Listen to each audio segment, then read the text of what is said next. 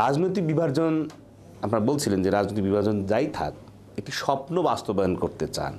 সেই স্বপ্ন বাস্তবায়নের ক্ষেত্রে বাংলাদেশকে ঐক্যমত্যের জায়গায় নিয়ে আসা কি সম্ভব? বাংলাদেশের জনগণ কিন্তু ঐক্যমতের জায়গায় এসেছিল, কিন্তু দুঃখের সাথে বলতে হয় এই অন্তর্বর্তীকালীন সরকার সেই ঐক্যমত ধরে রাখতে পারেনি।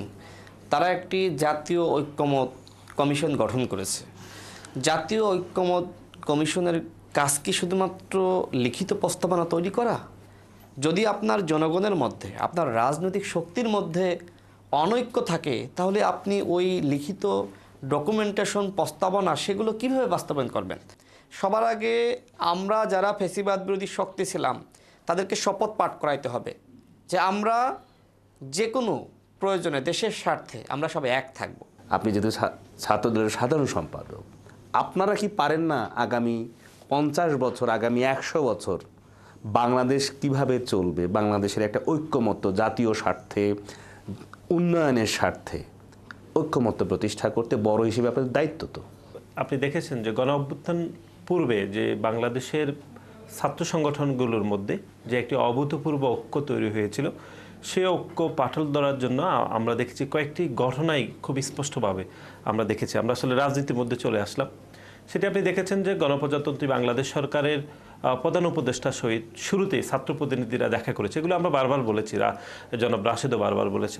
সেখানে দেখেছি এতগুলো ছাত্র সংগঠন তারা কন্ট্রিবিউট করেছে গণ অভ্যুত্থানে একটি প্ল্যাটফর্মকে ধরে, বৈষম্যবিরোধী ছাত্র আন্দোলন। কিন্তু গণ অভ্যুত্থান পরে সেই বৈষম্যবিরোধী ছাত্র আন্দোলন তো একটি একক সংগঠন হয়ে গেছে, তারা নিজেরা দল গঠন করার জন্য যাবতীয় প্রস্তুতি নিয়েছে। কিন্তু আমরা দেখেছি সেই গণপ্রজাতন্ত্রী বাংলাদেশ সরকারের প্রধান উপদেষ্টার সহিত শুধুমাত্র বৈষম্যবিরোধী ছাত্র আন্দোলনের 3 জন নেতা দেখা করেছেন।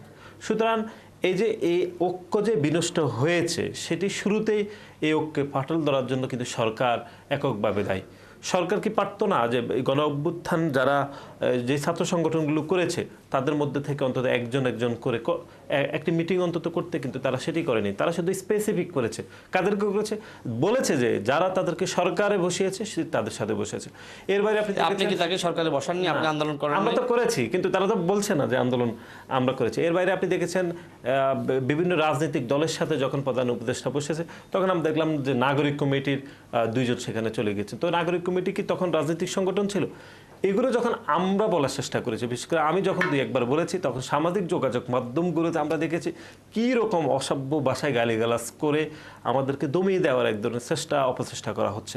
আমরা মনে করছি এগুলো। কিন্তু এই আন্দোলনে, এই 36 দিনের আন্দোলনে আপনাদের সমর্থন, আপনাদের নেতাকর্মীদের শহীদ হওয়া, আহত হওয়া, পঙ্গু হওয়ার অনেকগুলো ঘটনা ঘটেছে। একই রকমভাবে রাজপথে গণ অধিকার পরিষদের যারা ছাত্র নেতা আছে তারাও কিন্তু আহত হয়েছে পুলিশের দ্বারা, 11 জন টোটাল শহীদ হয়েছে। এবং তার দলের প্রধান ভিপি নূরকে রাতের বেলায় টেনে হিঁচড়ে দরজা ভেঙে বাসা থেকে বের করে নিয়ে যাওয়া হচ্ছে। আপনার দলের মহাসচিব সহ আপনার দলের অনেক নেতাকর্মীকে বাসায় বাসায় খুঁজে খুঁজে অসংখ্য নেতাকর্মীকে গ্রেপ্তার করে নিয়ে যাওয়া হচ্ছে।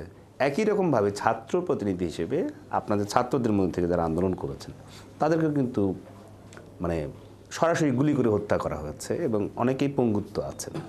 আপনাদের মধ্যে একটা ঐক্য হয় না বাংলাদেশের উন্নয়নের ক্ষেত্রে, বাংলাদেশের অগ্রযাত্রার ক্ষেত্রে, বাংলাদেশে একটি দীর্ঘমেয়াদী বাংলাদেশের উন্নয়নের জন্য একটা মডেল উপহার দিতে পারেন না আপনারা? যা চায়নাতে যে স্বপ্ন দেখে, চায়না সে স্বপ্ন বাস্তবায়ন করে। বাংলাদেশের আপনারা তরুণ, আপনারা যে স্বপ্ন দেখেন তা বাস্তবায়নের জন্য কি মনে হয় কি আমাদেরকে এই স্বপ্ন বাস্তবায়ন করতেই হবে? নানাবিধ সমস্যা আছে, নাসির ভাই এবং রাশেদ বলার চেষ্টা করেছেন, এবং এগুলো বাস্তব, সমস্যাগুলো বাস্তব। আমাদের এই সমস্যা মোকাবেলা করে আমার মনে হয় যে আমরা খুব কাছাকাছি। আমাদের মধ্যে আমরা যখন কথা বলি নিজেরা, তখন আমি ফিল করি যে আমাদের মধ্যে কোনো দূরত্ব নেই। রাজনৈতিক ময়দানে গিয়ে হয়তো আমাদেরকে অনেক ভিন্নতার মুখোমুখি হতে হয়, ওই জায়গার পরিবেশটার মুখোমুখি হতে হয়। কিন্তু আমার মনে হয়েছে যে আমি যত কথা বলেছি তত জানতে পেরেছি, এবং আমি পার্সোনালি মুগ্ধ হয়েছি যে আমাদের মধ্যে যে মিলটা আছে, সো এই মিলটা ধরে আমি কাজ করব, আমরা কাজ করব। আমার মনে হয় যে আমাদের এই জেনারেশনকে পারতে হবেই, এবং এই পারার জন্য যা করা দরকার, এখানে নাসির ভাই আছেন, রাশেদ ভাই আছেন, আমাদেরকে এই ফ্রন্টে এখানে অগ্রসর হতে হবে।